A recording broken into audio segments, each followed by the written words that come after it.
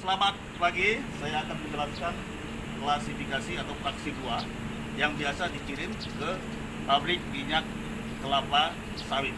Ya, yang dia ini adalah material raw materialnya, yang bahan baku yang diolah oleh pabrik sawit. Yang pertama, kita masuk ke F00. Ini fraksinya F00.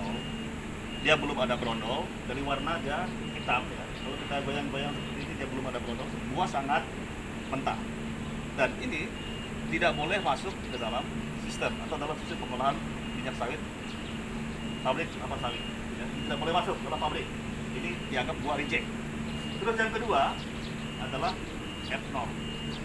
F0 dia buah mentah, namun walaupun dia mentah, dia warnanya sudah mulai ada orange ya. Kita lihat di sini masih ada orange-nya, dan dia sudah brondol sebenarnya. Brondolnya 1% sampai 12,5%. Maksimal dalam pabrik, masuk dalam pabrik adalah 3%, tidak boleh lebih 3%. Terus F1 kurang matang, dia brondolnya sudah 12,5 sampai 25%. Ya, ini brondolnya. Jadi brondolnya maksudnya brondol yang buah luar ini, dia sudah bisa dipanen dan boleh masuk dalam pabrik. Ya. Terus F2, buah matang 1. Brondolnya sudah 25 sampai 50%. Ini buah sangat dianggap sudah matang ya, sudah matang. Jadi 100% boleh masuk dalam pabrik. Terus F3, ini buah matang 2. Brondolnya adalah 50 sampai 75%. Jadi ini satu F3, F2, F1 memang 100% boleh masuk dalam pabrik. Terus F4 lewat mata ya, ini brondolnya sudah, yang di luar itu sudah membrondol semua, artinya 75 sampai 100% sudah membrondol. Ini juga boleh masuk dalam pabrik. Terus yang terakhir adalah F5.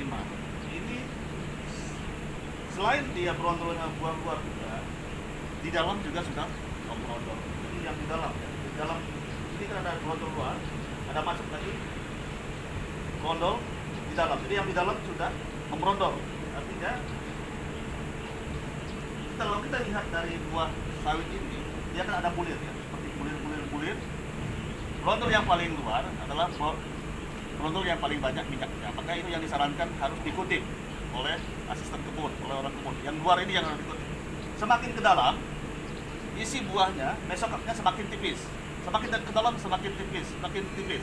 Jadi yang dianjurkan adalah brondol luar yang harus dikutip dibawa ke dalam pabrik, tetapi bukan yang diperamkan ya.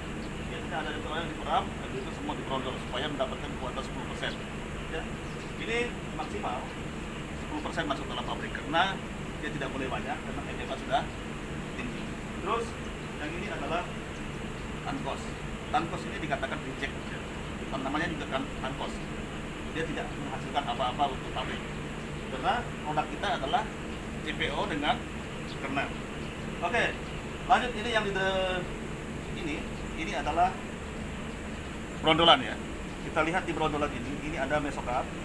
Ini mesokap namanya. Terus ini ada cangkang ya. Ini ada kernel. Ini yang menghasilkan CPO ya, mesokap ini. Mesokap ini yang menghasilkan CPO. Selain dia menghasilkan CPO, dia juga ada limbah lain, yaitu limbah padat seperti fiber. Fiber ini digunakan untuk bahan bakar boiler ya, bahan bakar boiler, karena boiler itu adalah jalan untuk pabrik. Boiler akan menghasilkan steam ditransfer untuk mengubah energi steam menjadi energi gerak, yaitu turbin ya, menggerakkan turbin memutar alternator untuk menghasilkan power listrik ya.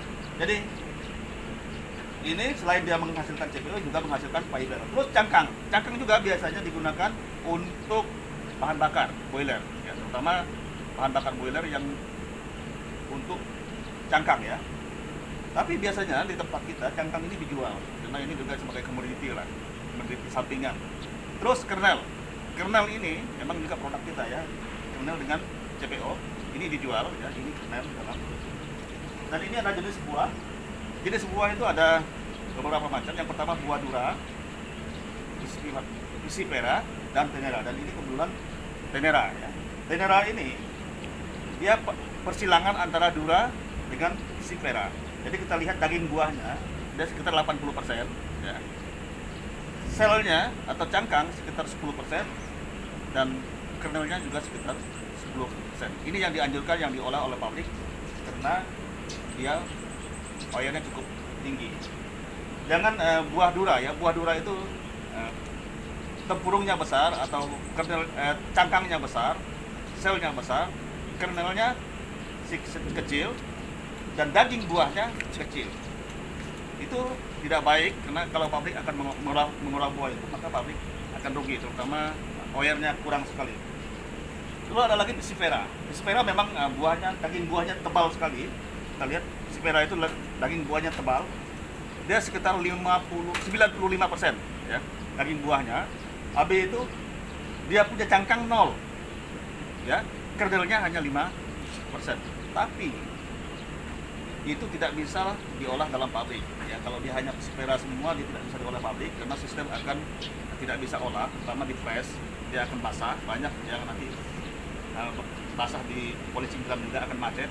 Makanya yang terbaik adalah Sifera. Tenera, antara persilangan antara dura dan Sifera itu yang biasanya dianjurkan untuk diolah dalam pabrik. Baik, ini kita langsung ke angkos. Ini tadi angkos sudah ya. Angkosnya seperti ini. Ini angkos ini biasanya kita gunakan untuk pupuk. Ya, pupuk ini sangat baik terutama untuk di lapangan. Terus kita masuk ke tangkai panjang. Tangkai panjang maksimal 2,5 cm. Biasanya tangkai panjang ini dipotong seperti V. Ya, seperti ini. Biasanya ada teman yang potong seperti ini supaya dia maksimal potong-potongnya. Kenapa tangkai panjang tidak boleh masuk dalam pabrik? Karena tangkai panjang ini juga akan menyerap minyak ya dalam buah.